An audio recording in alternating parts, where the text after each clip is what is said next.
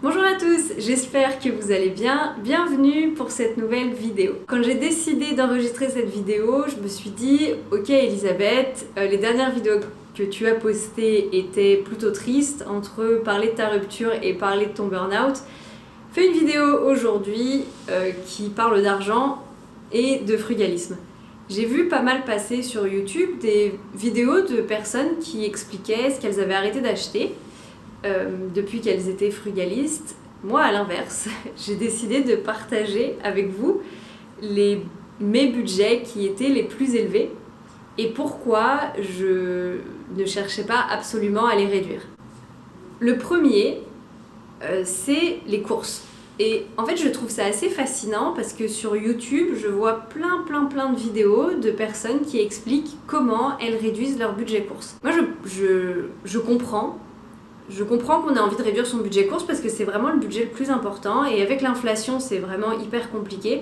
Je le vois ici au Koweït aussi, les prix ont explosé, tout est cher et donc je comprends qu'on a envie de diminuer son budget courses. Je pense cependant que la diminution de ce budget a ses limites.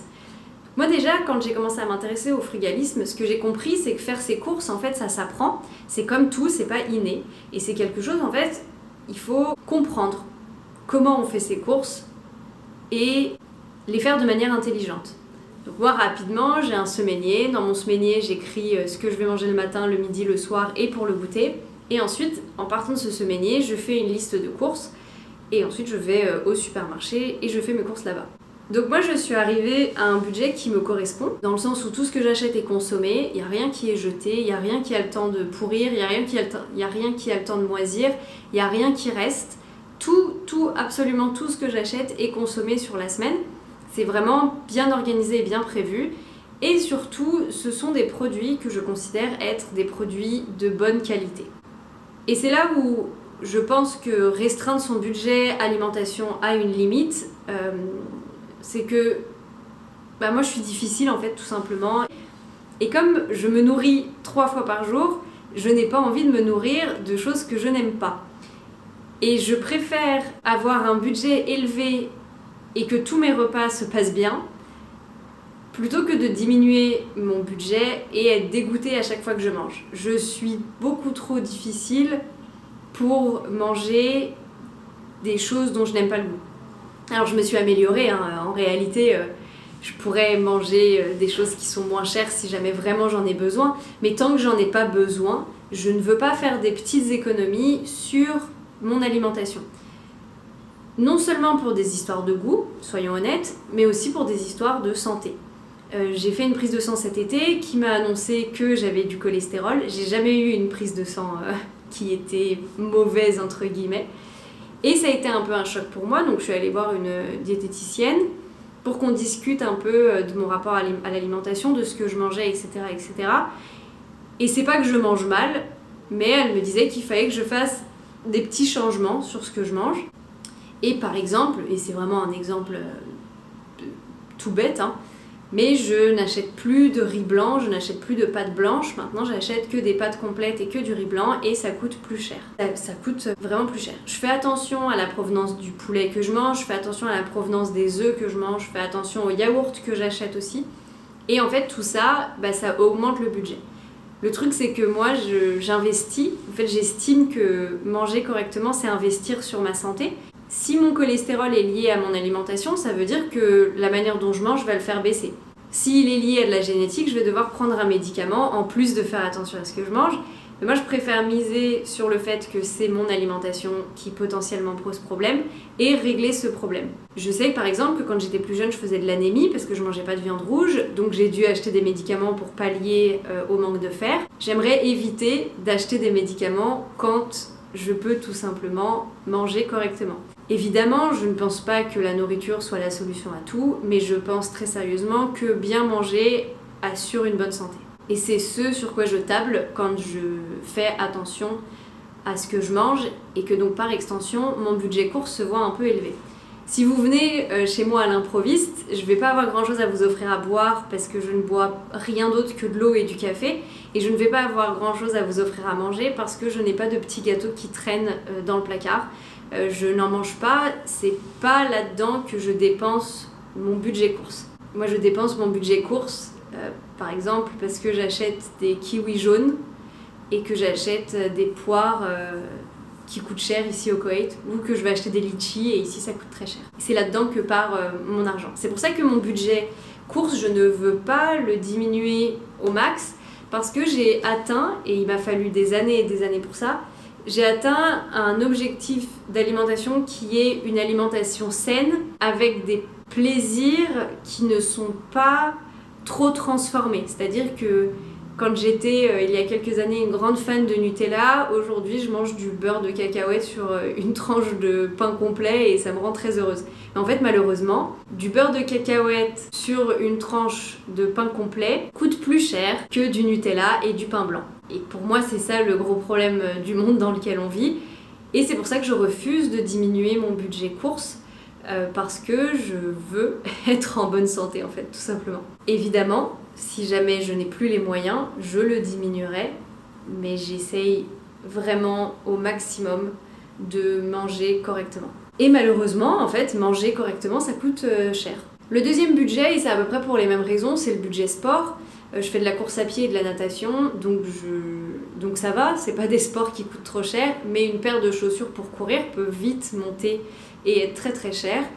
Moi je vais pas courir avec des chaussures qui ne sont pas des chaussures de course à pied, j'ai pas de problème à dépenser 150 € dans une paire de chaussures pour courir, parce que je sais que cette paire de chaussures va m'éviter les entorses, va m'éviter des douleurs aux genoux, et va m'éviter tout un tas de douleurs comme ça. Et c'est pour moi très important de continuer à courir pour ma santé mentale et pour ma santé physique. Pour la natation c'est pareil, payer les entrées c'est un budget, et je n'ai pas envie d'arrêter complètement d'aller nager, en sachant que j'ai dû arrêter ici au Koweït parce que pour le coup j'ai pas trouvé une piscine dans laquelle je pouvais entrer et payer seulement une entrée. En fait, vous devenez membre pour un mois et vous payez, donc moi j'avais trouvé une piscine, c'était 80 KD par mois, donc ça fait 240 €. Vous pouvez y aller 5 fois par semaine, mais moi je sais que j'irai pas 5 fois par semaine, je sais que j'irai 1 ou 2 fois par semaine, et que en fait ça ne vaut pas le coup pour moi de payer 80 KD par mois pour aller 4 fois à la piscine, quoi. L'alimentation et le sport, je les mets ensemble parce que pour moi c'est investir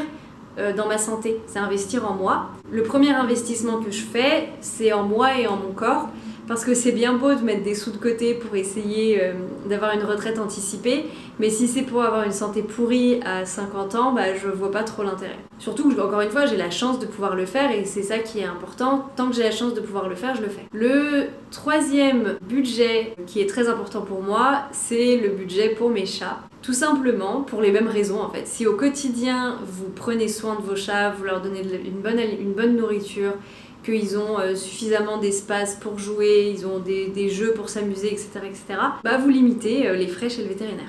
Alors moi, pendant des années, mon gros biboun, il a eu des problèmes de digestion et j'ai dépensé des fortunes chez le vétérinaire sans qu'on trouve quoi que ce soit. Parce qu'on me faisait tester des alimentations hypoallergéniques, on me faisait tester des alimentations pour les estomacs sensibles, on me faisait tester des alimentations pour ci, des alimentations pour ça.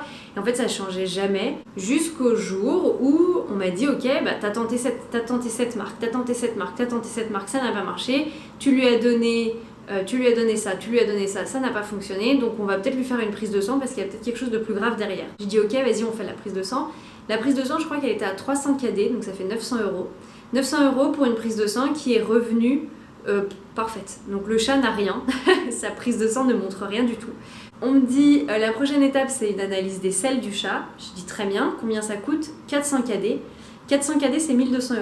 Les 1200 €, j'ai dit, non, enfin, j'ai pas 1200 € à mettre pour ça. Je vais essayer de chercher sur internet une solution. Et ça faisait des mois et des mois et des années même que j'essayais de chercher sur internet une solution et que je trouvais rien. Jusqu'au jour où je tombe sur un forum ou je sais pas quoi, d'une fille qui dit que son chat ne digère pas les protéines de poulet et que du coup, elle, tout va mieux depuis qu'elle est passée à du 100% poisson pour son chat. Donc je me dis ok, je vais acheter des croquettes 100% poisson pour mon chat et on va voir ce que ça donne. Et tous les problèmes de Biboun sont partis, ils ont tous disparu. Donc je pense que mon Biboun est aussi allergique aux protéines de poulet. Je trouve assez marrant, mais bon. Biboun est une princesse, hein. Il est fragile, il a une santé fragile, c'est un vieux monsieur Biboun. Et en fait je me dis que si j'avais dès le début investi dans une nourriture de qualité, parce que là en gros c'est que du poisson, et déjà d'une, mon chat aurait été en meilleure santé et il aurait certainement pas souffert, et de deux, j'aurais économisé un bon nombre de visites chez le vétérinaire, parce qu'ici au Koweït, les vétérinaires sont nuls. Autant dire les mots, ils sont nuls. Ils ne trouvent jamais de solution à votre problème, ils sont nuls. Et en fait c'est ça, les chats c'est comme vous, si vous prenez soin des chats, de ce que vous leur donnez à manger, si vous prenez soin de leurs dents, si vous prenez soin de leurs griffes, si vous prenez soin de les brosser, vous n'allez pas avoir besoin de dépenser des fortunes chez le vétérinaire parce que des frais vétérinaires c'est vraiment très très cher. Donc si votre chat est malade, ça va vous coûter une blinde. Et moi mon objectif c'est d'éviter au maximum que mes chats soient malades.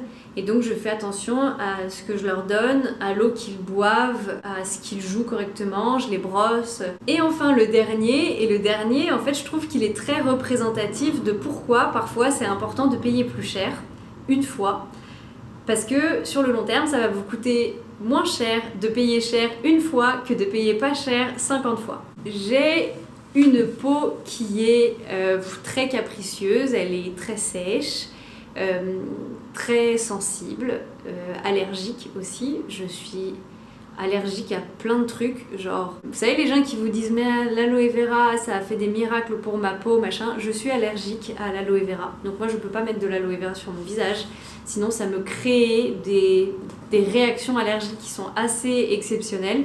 Donc j'avais une copine qui m'avait conseillé de faire un masque à l'aloe vera parce qu'apparemment c'était parfait et vraiment surréaliste le résultat sur la peau.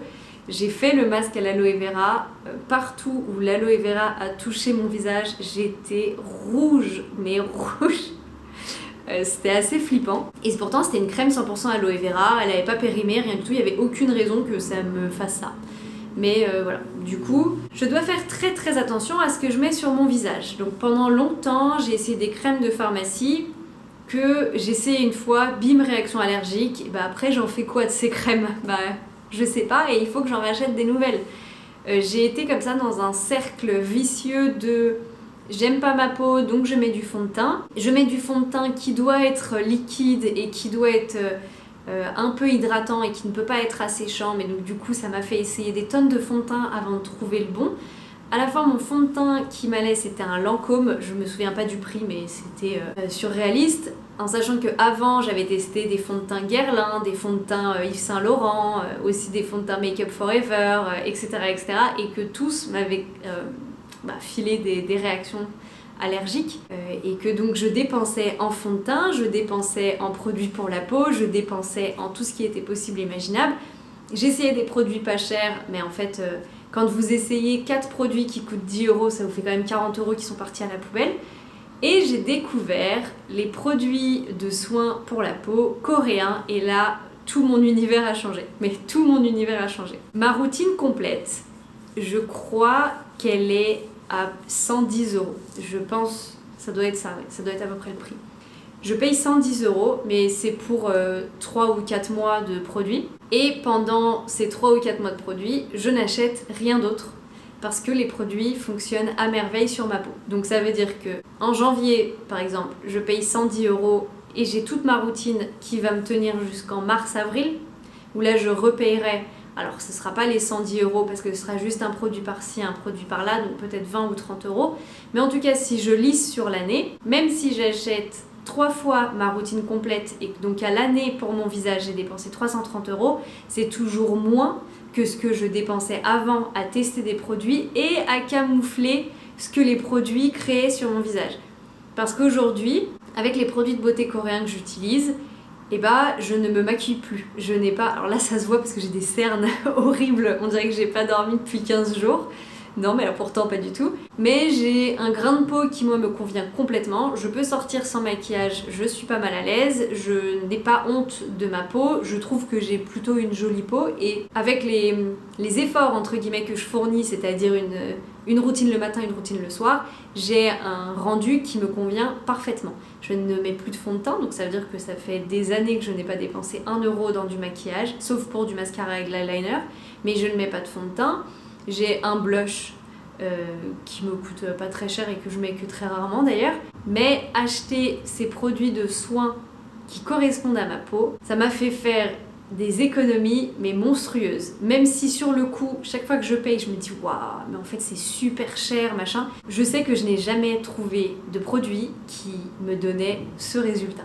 Du coup, je vais rester comme ça, je vais continuer à payer cher pour ma routine. Si à côté je paye rien d'autre, j'y suis largement gagnante. Et je pense que ça, c'est un calcul qu'il faut faire sur l'année, sur est-ce que, oui, ok, vous dépensez beaucoup à un moment donné, mais quand on regarde la bigger picture, est-ce que finalement on n'économise pas d'une certaine manière? Donc quand vous pensez à réduire vos budgets mensuels, je comprends, mais essayez de regarder une plus grosse image. Donc voilà les 4 budgets sur lesquels je refuse de faire des économies. Évidemment, je taille un peu dedans si jamais il y a besoin, mais donc je les répète, on a l'alimentation, le sport, mes chats et les produits de soins pour ma peau. Ce sont vraiment les 4 budgets que je garde quoi qu'il arrive et que je garderai, même si ça implique que je ne dois plus jamais m'acheter de vêtements, même si ça implique que je ne vais plus jamais au restaurant.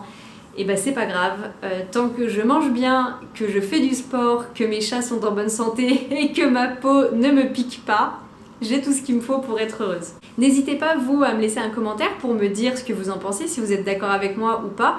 Si vous aussi vous avez ces budgets comme ça qui sont intaillables, ingrattables et que vous refusez de faire des économies là-dessus, je trouve ça toujours super intéressant de lire vos commentaires. Et d'ailleurs, je parlais avec ma mère la dernière fois parce que j'étais assez hallucinée de voir qu'on est déjà 920. Et franchement, merci mille fois. Je trouve ça fou. Et ma mère me disait surtout que les commentaires que j'avais étaient tous hyper intéressants et permettaient d'évoluer et de grandir et que vos points de vue étaient vraiment hyper cool. Et franchement, je suis super chanceuse d'avoir une communauté comme vous, donc merci. Vous pouvez liker la vidéo, vous abonner si ce n'est pas déjà fait et partager cette vidéo avec vos proches parce que peut-être que c'est des sujets qui les intéressent.